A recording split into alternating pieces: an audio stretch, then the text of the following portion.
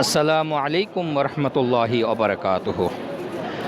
ওমরার তাওয়াফ শেষে আমরা যে কাজটি করে থাকি সেটি হলো সাই। এই সাই করতে হবে আমাদেরকে সাফা পাহাড়ে গিয়ে। তো তাওয়াফ শেষে আমরা যারা নতুন আসি তারা যদি প্রথমে দলের সাথে না থাকি তখন এই সাফা পাহাড়টি খুঁজে পেতে বেশ সমস্যা হয় যে আমরা কোন দিক দিয়ে সাফা পাহাড়ে যাব। আর যদি দলগতভাবে প্রথম ওমরাটি করেন, যদি আপনার গাইড বা মোয়াল্লেমের সাথে যদি সেটি করেন, সেটি করতে পারলে আপনাদের জন্য সহজ হবে। যদি আপনি দলছুট হয়ে যান সেক্ষেত্রে আপনার কি করণীয়? সেক্ষেত্রে আপনার করণীয় হলো যে আপনি তাওয়াফ শেষ করবেন, অর্থাৎ 7 নাম্বার চক্কর শেষ করবেন এই হাজারে আসওয়াদ বরাবর এসে। এই জুম করছি, এটি হলো হাজারে আসওয়াদ কর্নার। আর আমি এখন যেখানে দাঁড়িয়ে আছি